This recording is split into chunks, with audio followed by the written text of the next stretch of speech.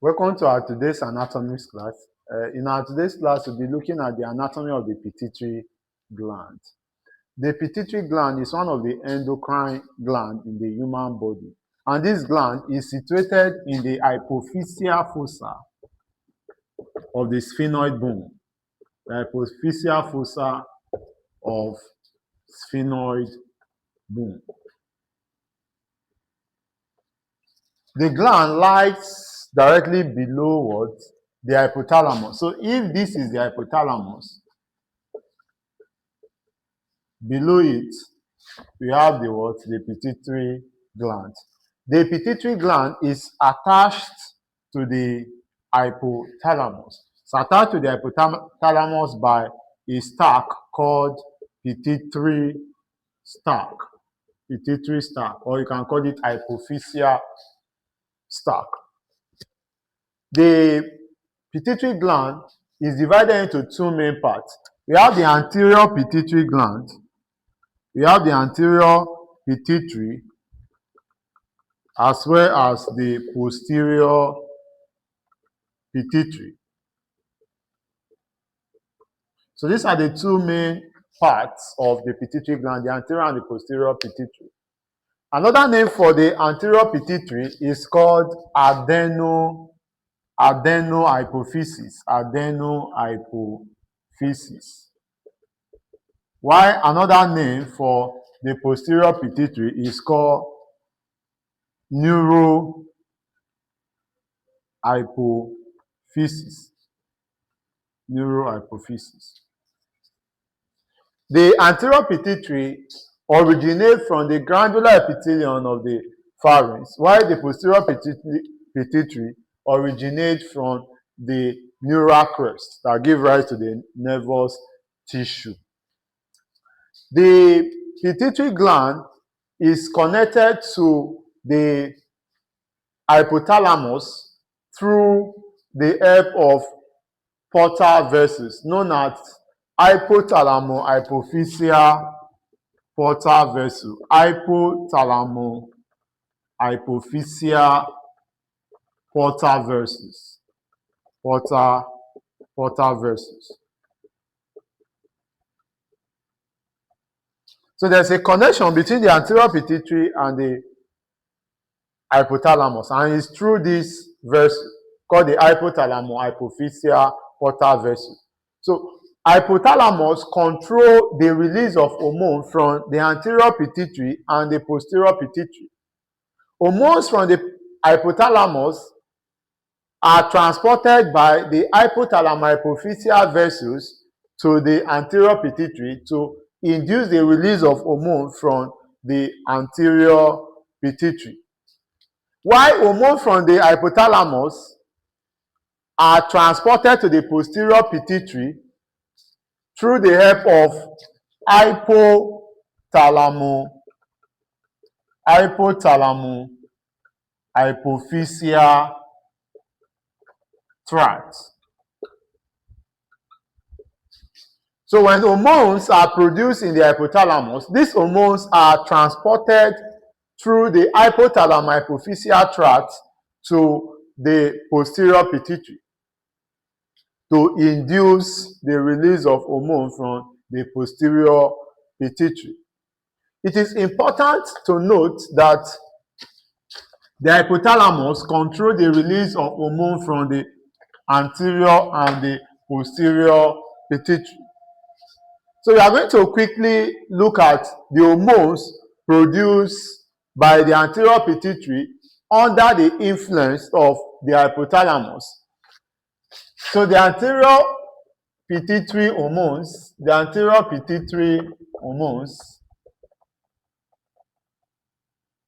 include one, growth hormone. Two, we have adrenocorticotrophic hormone. Three, we have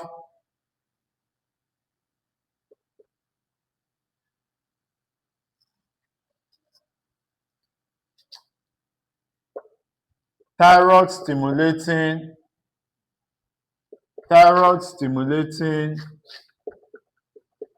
hormone.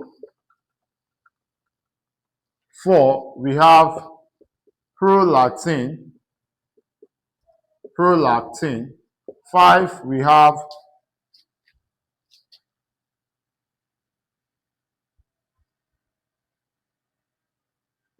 melanocyte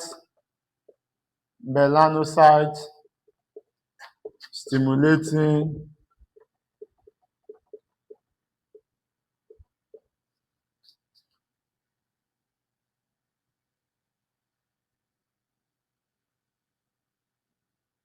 hormone. We have melanocyte stimulating hormone. We also have gonado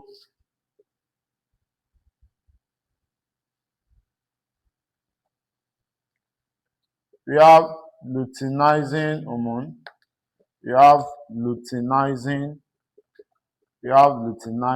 hormone. We also have follicle stimulating hormone. So these are the hormones produced by the anterior pituitary. These hormones are produced under the influence of the hypothalamus. When the hypothalamus produces a releasing hormone, the releasing hormone induces the anterior pituitary to release these 4 important hormones. So the growth hormone stimulates the growth of tissues such as bones and muscles in the human body. The growth hormone also play a role in metabolism. Growth hormone is the most abundant hormone produced by the anterior pituitary gland. While the adrenocorticotropic hormone stimulates the secretory activity of the adrenal cortex. So it stimulates the adrenal cortex to produce hormones such as cortisol, the oxycorticosterone, and even aldosterone. While the thyroid stimulating hormone stimulates the secretory activity of the thyroid gland. It stimulates the thyroid gland to produce hormones such as tyrosine and even triiodothyronine. While prolactin stimulates the acinar source of the breast to produce breast milk. And melanocyte stimulating hormone stimulates melanocytes in the skin to produce melanin, thereby resulting to pigmentations of the skin. While luteinizing hormone stimulates the testes to produce testosterone and the ovaries to produce progesterone. And lastly, the follicle stimulating hormone stimulates the testes, the seminiferous tubules of the testes to produce spermatozoa, and the ovaries and it also stimulates the maturations of ovarian follicle that house the female eggs, or what we call the female ova. So I will say that let's quickly look at the hormones that are released from the posterior pituitary. It is important to note that the posterior pituitary does not have ability to produce hormone. The hormones in the posterior pituitary were originally produced by neurons in the hypothalamus. The cell bodies of these neurons are called the supraoptic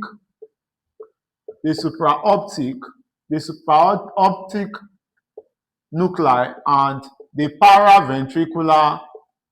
paraventricular nuclei. So these neurons that have their cell bodies in the hypothalamus, when they produce hormones, the hormones are carried by the axons of the neurons to be stored in the vesicles in the axon terminal. So the posterior pituitary does not produce hormone. Rather, they store hormone. They store hormones that are produced by the cell bodies called the supraoptic and the paraventricular nuclei situated in the hypothalamus. So what are these hormones that are stored in the posterior pituitary? Called the hormones of the posterior pituitary. posterior pituitary hormones. So these hormones are just two. We have oxytocin and antidiuretic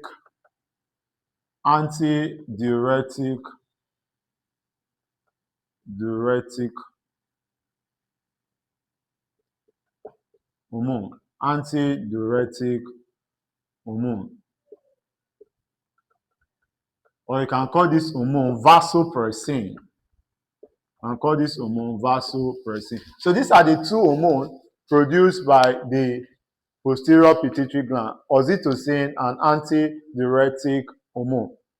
Now, these hormones are stored in the posterior pituitary, as I stated earlier, and the function of the oxytocin is to stimulate the contraction of the uterus during childbirth or during labor.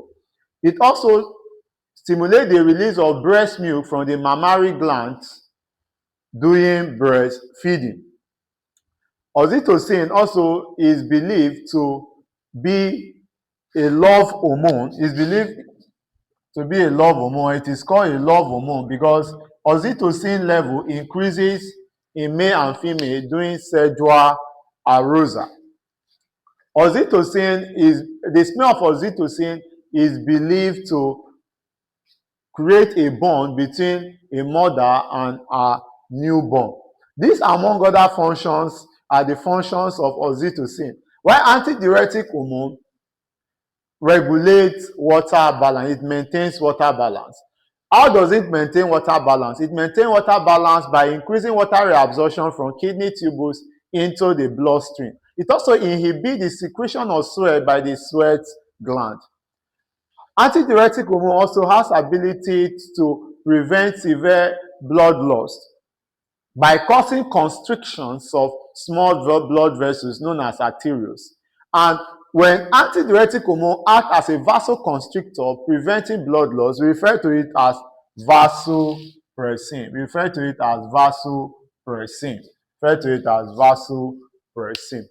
Now, having looked at the hormones of the anterior and posterior pituitary respectively, let's quickly look at the arterial supply of this structure. The arterial supply. It is supplied by branches of internal carotid artery. Venous drainage. What is the venous drainage of the pituitary gland? It is primarily drained by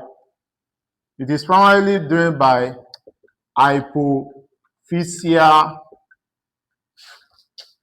veins. So this hypophyseal vein drain into duravenous sinuses such as the cavernous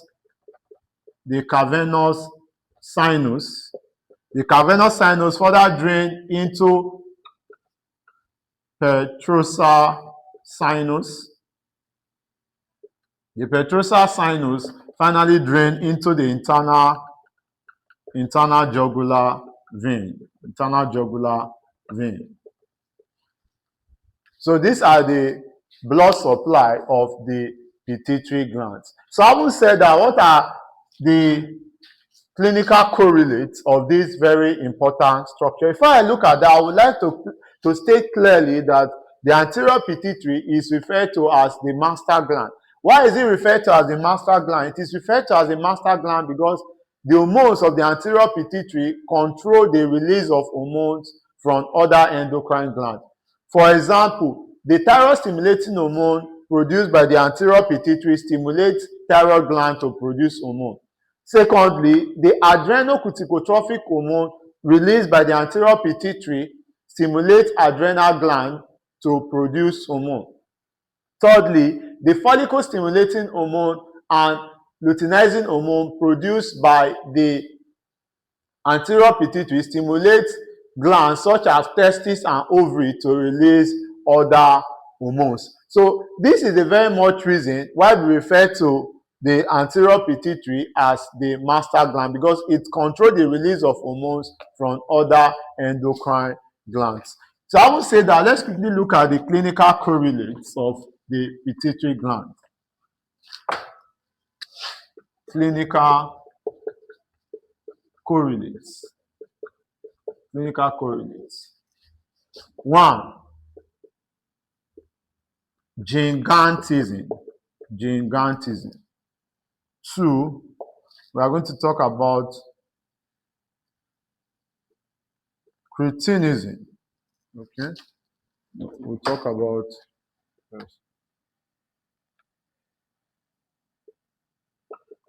cretinism. We are going to talk about. We're also going to talk about pituitary dwarfism.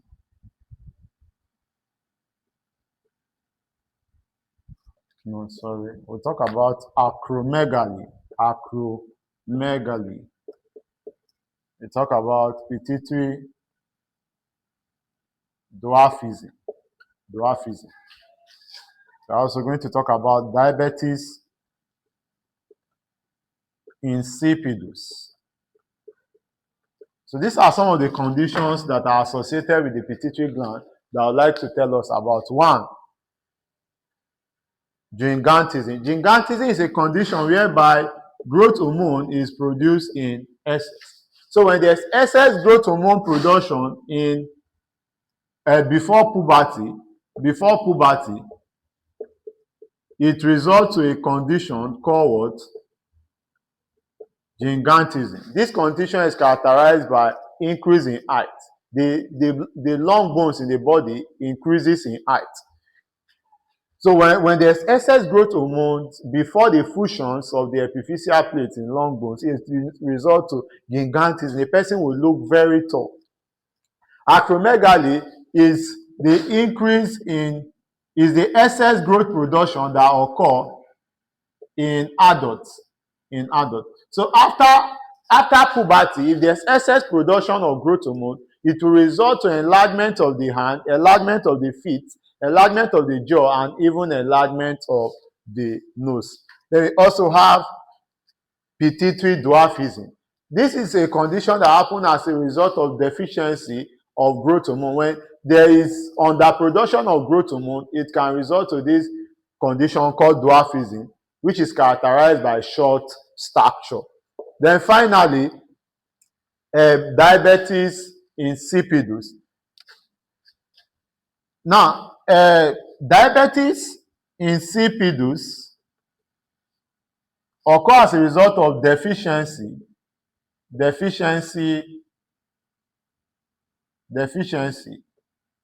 of antidiuretic hormone. When antidiuretic hormone is produced in low quantity or not produced at all, it can result to this condition called insipidus. I stated earlier that antidiuretic hormone has ability to increase water reabsorption from kidney tubules into the bloodstream. So somebody with deficiency of antidiuretic hormone will pass out a lot of water in urine. The person will urinate frequently. So diabetes is characterized by polyuria, excessive urination, accompanied by excessive taste, what we call polydipsia. So this is how far we'll be going with our class on pituitary gland. I am Simon, your anatomy educator.